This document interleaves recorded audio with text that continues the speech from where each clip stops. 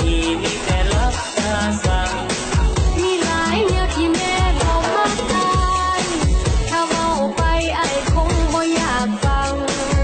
เราลดน้าบอกเป็นยังดอกนาที่ตั้งใจฟังและเปลี่ยนแปลงตัวเองที่แม่บ่มักไอ้ที่ลดกันที่แม่บ่มักนิสัยเด็กๆที่แม่บ่มักคนเราอวดเก่งแถมยังเปิดเพลงโพสต์ท่าเดือนเมืองน้องเบาแบบนี้ยินดีเปลี่ยนทุกเรื่องที่เศร้าควรเมืองให้แม่น้องภูมิใจขอบใจแม่เจ้าที่เว้าให้เปลี่ยนนิสัยจนหักเจ้าหมดใจ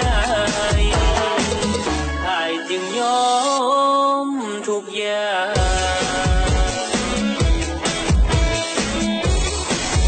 ฟังในหูกระโปดออกทำไมตัดผมแน่ไปให้ยาวเฮ็ดหยังขอบใจน้องที่เตือนอ้ายอีกครั้งขอบใจนางที่สร้างให้เป็นคนดีถ้าอ้ายเปลี่ยนได้มื้อนี้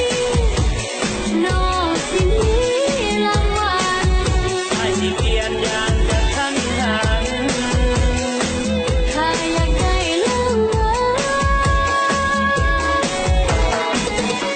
สิเอาคนงามมาเป็นเมีย